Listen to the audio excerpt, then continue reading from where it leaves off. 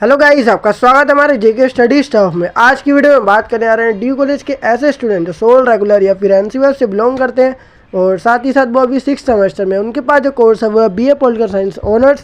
और इसके अंदर एक बुक जिसको आप सब्जेक्ट भी कह सकते हो वो है इंडियन पॉलिटिकल थॉट सेकंड। तो इसकी जो फर्स्ट यूनिट है, सेकंड यूनिट है, थर्ड और फोर्थ वो मैं ऑलरेडी कंप्लीट करवा चुका हूँ। अगर आपने वीडियोज़ नहीं देखी है तो ऊपर आपको आई बटन दे रहेगा, उस पर क्लिक करके आप वीडियो की प्लेलिस्ट को ओपन करके वीडियो को देख सकते हैं। तो इस वीडियो में बात करेंगे यूनिट 5th की, जो है गांधी जी स्वराज।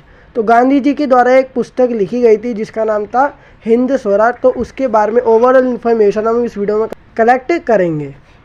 तो वीडियो को स्टार्टिंग से लेकर एंड तक जोड़ देखना। तो चलते अपनी वीडियो की ओर एंड शुरू करते अपनी video. So without end let's begin our video. तो सबसे पहले हम जानेंगे कि गांधी जी ने जो पुस्तक लिखी थी हिंद स्वराज, तो उसकी प्रस्तावना या इंट्रोडक्शन क्या है। तो सबसे पहले हम ये देखते हैं, फिर उसके बाद हम अपना जो यूनिट 5th का जो चैप्टर है गांधी स्वराज, तो उसके बारे में हम जानेंगे अदर पॉइंट्स क्या क्या है। वैसे ये छोटी सी यूनिट है तो इसको हम 2 से 3 पार्ट में ही ख़त्म कर देंगे। ये छोटा सा पार्ट होगा जिसमें हम इंट्रोडक्शन के बारे में बात करेंगे। हिंद स्वराज एक प्रकार की पुस्तक है, मतलब एक बुक है जो 1909 में गुजरात में लिखी गई थी। गांधी जी के द्वारा ये पुस्तक लिखी गई थी। तो इसके राइटर कौन है? गांधी जी। ठीक है, गांधी जी ने एक पुस्तक लिखी थी जिसका नाम था हिंद स्वराज या फिर स्वराज भी हम इसको कह सकते हैं। और ये 1909 में गुजरात में लिखी गई थी। और अगले साल की बात करें 1910 में, तो 1910 में अंग्रेजी में दक्षिण अफ्रीका में ये पुस्तक प्रकाशित हुई। मतलब पब्लिश कहाँ पे की गई थी? दक्षिण अफ्रीका में। तो गांधी जी के द्वारा ये पुस्तक 13 नवंबर और 22 नवंबर के बीच में लंदन से दक्षिण लौटते समय लिखी गई थी। तो वो जब लंदन से दक्षिण लौट रहे थे तो उस समय इन्होंने पुस्तक लिखी थी। और कब लिखी थी? 13 नवंबर से 22 नवंबर के बीच में। तो गांधी जी के द्वारा हिंद स्वराज पुस्तक उस समय लिखी गई थी जिस समय गांधी जी ने भारतीय राजनीति में प्रवेश नहीं किया था। मतलब इंडियन पॉलिटिकल जो साइंस है या फिर पॉलिटिक्स, उसमें जब वो एंटर नहीं हुए थे उससे पहले ये पुस्तक लिख दी गई थी। फिर उसके थोड़े समय बाद ये इंडियन पॉलिटिक्स में क्या हुए? एंटर हुए। तो ये जब की बात है जब भारत की राजनीति में गांधी जी का प्रवेश नहीं हुआ था। तो उस समय इन्होंने हिंद स्वराज नाम की पुस्तक लिखी थी। और हिंद स्वराज को गांधी जी की आत्मा भी कहा जाता है। ऐसा क्यों?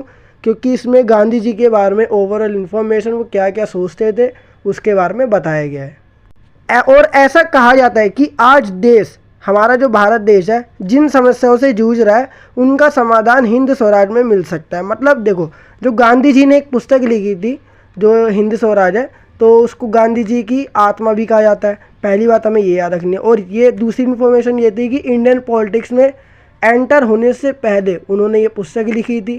थर्ड आपको पॉइंट याद रखना है कि ऐसा आज माना जाता है कि जो भी इंडिया जिस प्रॉब्लम से आज जूझ रहा है, मतलब जो प्रॉब्लम इंडिया को फेस करनी पड़ रही है, उसका सॉल्यूशन हमें गांधी जी के द्वारा लिखी गई पुस्तक जो 1909 में उन्होंने लिखी थी उसमें मिल सकता है। तो हिंद स्वराज जो है ना पुस्तक, वो बहुत पहले लिखी गई थी। और आज हमारा जो देश है जो प्रॉब्लम से जूझ रहा है या जिस प्रॉब्लम को वो फेस कर रहा है, तो उसका सॉल्यूशन हमें हिंद स्वराज में देखने को मिल सकता है।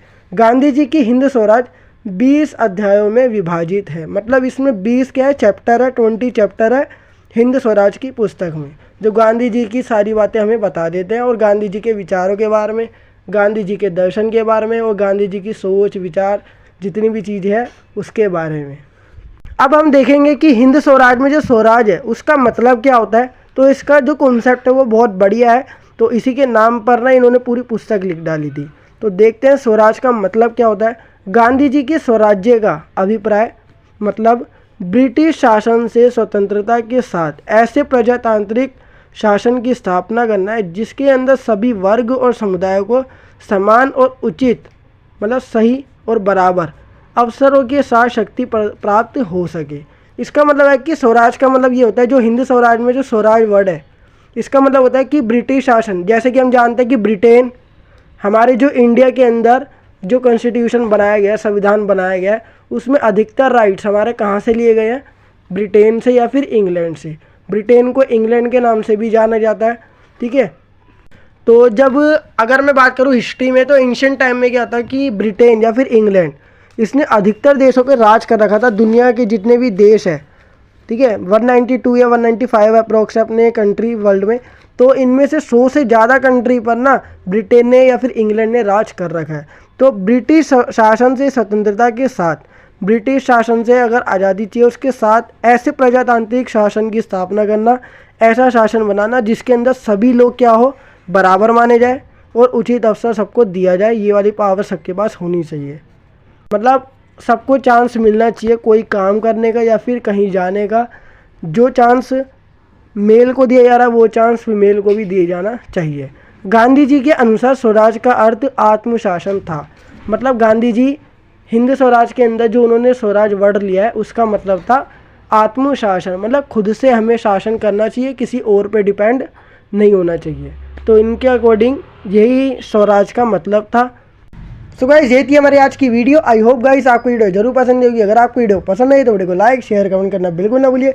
और साथ ही साथ अगर आप हमारे चैनल पर नहीं हो तो चैनल को सब्सक्राइब एंड बेल नोटिफिकेशन पे क्लिक करके आप हमारी आने वाली हर वीडियो की नोटिफिकेशन तुरंत पा सकते हैं। सो गाइस मिलते हैं नेक्स्ट वीडियो के साथ। So thanks for watching this video.